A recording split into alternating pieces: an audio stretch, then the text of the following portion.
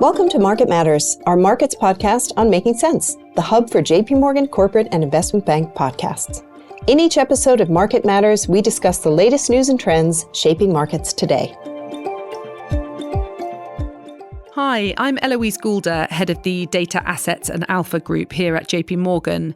And today I'm delighted to be joined by Krupa Patel, who runs our international market intelligence team, to discuss latest market developments across both Asia and Europe. So, Krupa, thank you so much for being here once again. It's a pleasure. Thank you very much for having me again, Eloise.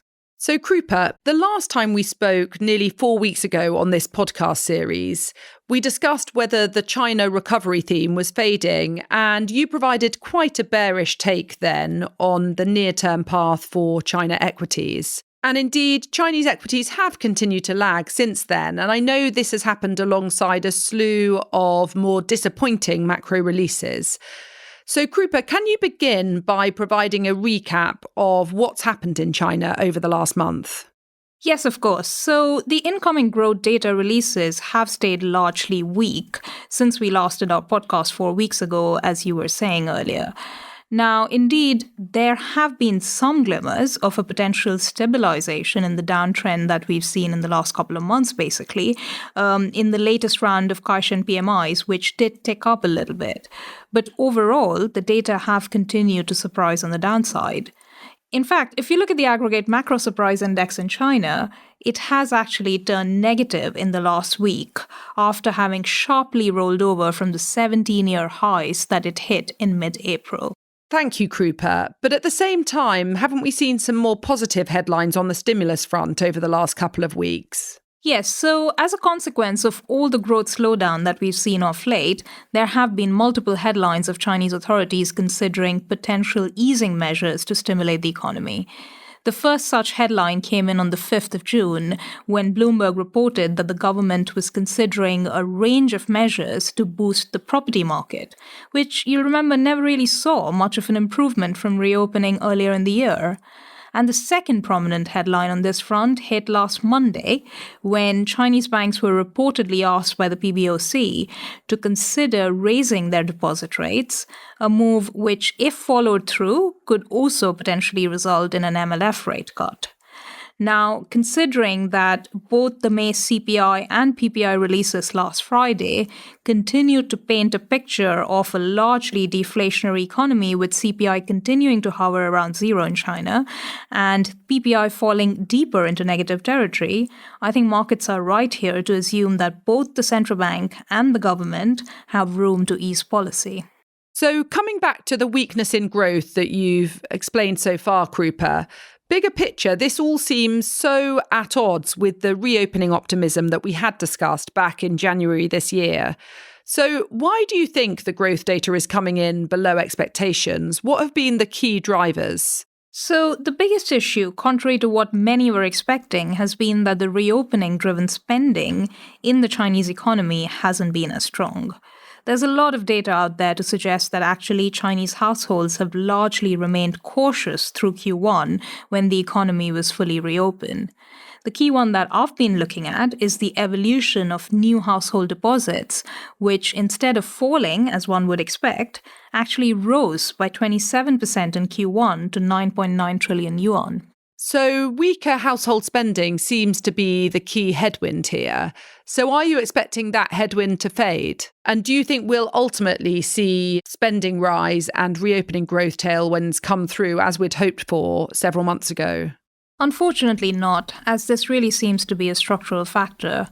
While we did see higher luxury and travel spend amongst international stocks, particularly in Europe, it wasn't quite enough to boost domestic growth in China because households in aggregate, particularly the older demographics, have historically tended to have higher savings rates, and that doesn't appear to have changed through reopening.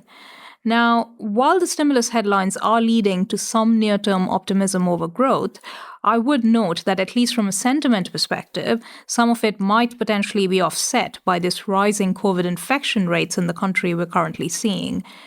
To be clear, our economists don't expect China to return to lockdowns, but of course, the recent rise in infection rates coinciding with these stimulus headlines doesn't necessarily help the case for Chinese and international China-exposed equities. Thanks. That's all really helpful context. So I guess the backdrop is growth has slowed down, albeit from a very high base from Q1 this year. But on the other hand, Chinese equities have lagged by quite some margin now, particularly relative to the US. So, Krupa, what do you make of all of this when you put it together now? Are Chinese equities due at least a tactical rebound at this stage? That's a great question, and it's one that I've been heavily debating with my clients in the last week or so. Now, many clients, including both Asian and global investors that I've spoken to lately, do indeed see some merits in tactically adding to Chinese equities here post their recent strong underperformance. And a lot of them have potentially been talking about funding that position by taking profits on Japanese and Indian equities, which are hovering near 3-decade and record highs, respectively. From my side, I have some sympathy for this view, but to be clear, it's mainly on account of depressed performance, valuations, and flows levels that many areas of the China and Hong Kong equity markets have hit recently, rather than a material improvement in fundamentals in the event of the reported stimulus injections materializing. On many technicals, valuations, and flow metrics that we track, some Chinese indices are actually now looking too low to ignore. So, for example, the CSI 300's relative RSI versus global equities before the last few days' bounce hit 22, a level which had rarely been breached in the last couple of decades. Looking at the CSI versus TOPIX as well, a reversal trade which a number of investors have been positioning for as we approach the Bank of Japan meeting later this week, the entry points are still looking pretty attractive. So before the bounce back, you saw CSI versus TOPIX's relative RSI fall to 14, the most tactically oversold since our data starts in 2002. And even if you look at things from a valuation standpoint, the buy case for Chinese equities does look quite compelling, more so after this recent bout of underperformance that we've seen in the last few months.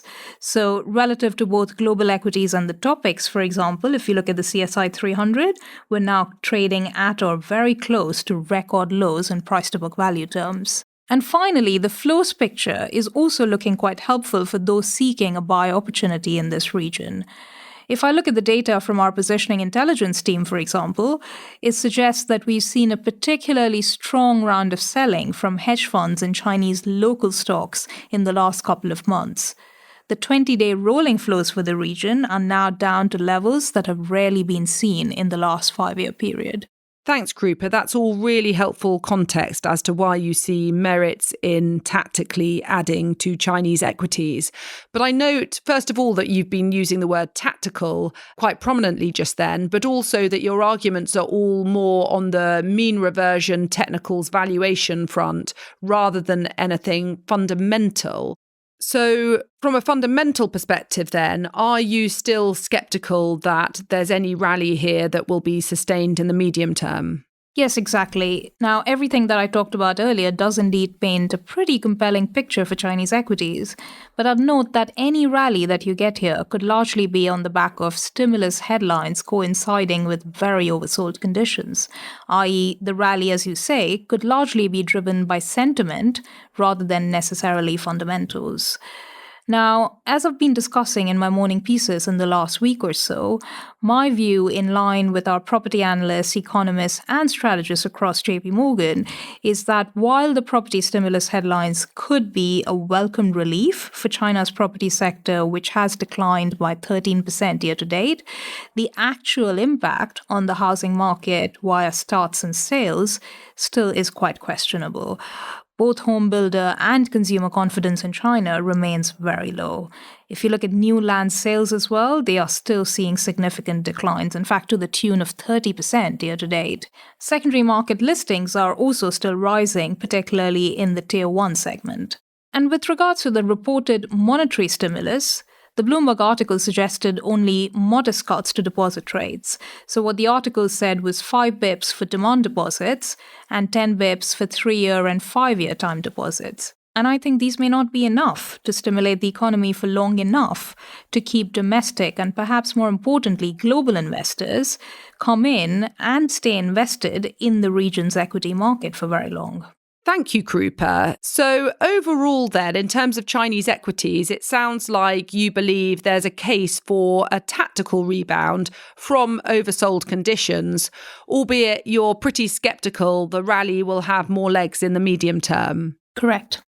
Great, thank you. So can we turn to European equities now, which I think is very topical given the reasonably high direct and indirect revenue exposure European equities have to China via exports. And indeed, European markets rallied hard from last September through to March this year, partially, presumably, boosted by this link to a reopening China. So, Krupa, what's your overall take on European equities now? I know they've really flatlined over the last month or two. So where do you see risk reward from here? Sure. So with regards to Europe, now I do acknowledge that the stimulus headlines in China could be helpful in the near term, especially if you look at SX5E's relative RSI versus the S&P 500, it has actually fallen to some pretty tactically oversold levels. But I would still caution against getting medium-term bullish on European equities because I think there are still a number of domestic headwinds for the region's market here. And primary amongst those headwinds, I think, is the problematic inflation growth policy backdrop that Europe currently faces. And it's not just on an absolute basis, but I'd say particularly relative to the US. So inflation levels, for example, in both the euro area and the UK are still running higher than those in the US, and obviously above both the ECB and the Bank of England's own target rates. And I think that explains the policy differentials that we're currently seeing between Europe and the US, where you've got European central banks on one hand still remaining hawkish, versus the Fed on the other hand, which has already signaled a pause for this week's meeting. And then there's the positioning angle as well, which I think continues to make European equities look vulnerable, both again on an absolute and a relative basis. So CTA positioning in Europe, for example, is still fairly elevated at 70th percentile of its 20-year history. And this is despite the recent declines that we've seen from the highs of 96th percentile that we hit a couple of months ago. For US equities, on the other hand, given all the optimism that we've seen in the region on the back of this AI-powered rally in tech and the debt deal getting approved, CTAs have actually raised their exposure to the market in recent weeks, and they are now modestly overweight compared to the neutral / modestly underweight position that they had held for most of the last year. So if you look at the relative positioning for CTAs between Europe versus US equities, it has come down quite a bit in the last couple of months as a consequence of the changes that I've talked about, but it is still quite elevated versus history, which just makes European equities more vulnerable as we progress through the next few months. Great. Thank you, Krupa. So it sounds like you're back to the more cautious view for European equities, which I know you voiced last month and indeed many times last year. Yes, indeed. Thanks, Krupa. Well, that's all really helpful. Thank you once again for sharing your views on markets today. Thanks, Eloise. It was great to be here again. Thank you also to our listeners for tuning in to this bi-weekly podcast from our group. We'd love to hear feedback on our content and to hear about other topics you'd like covered. So if you have feedback or questions or you'd like to explore our wider team content further, please do go to our website at jpmorgan.com/market-data-intelligence. And there you can send us a message via the Contact Us form. And with that, we'll close. Thank you. Thanks for listening to Market Matters. If you've enjoyed this conversation, we hope you'll review, rate, and subscribe to JP Morgan's Making Sense to stay on top of the latest industry news and trends. Available on Apple Podcasts, Spotify, Google Podcasts, and YouTube.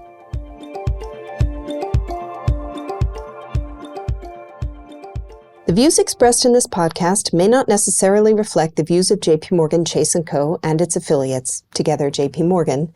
They are not the product of JP Morgan's research department and do not constitute a recommendation, advice, or an offer or a solicitation to buy or sell any security or financial instrument.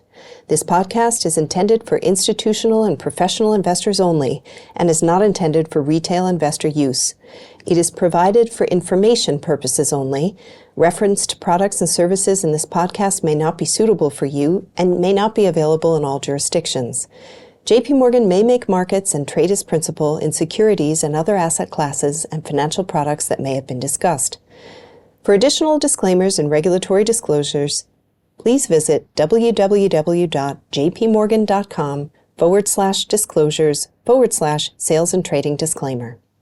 For the avoidance of doubt, opinions expressed by any external speakers are the personal views of those speakers and do not represent the views of JP Morgan.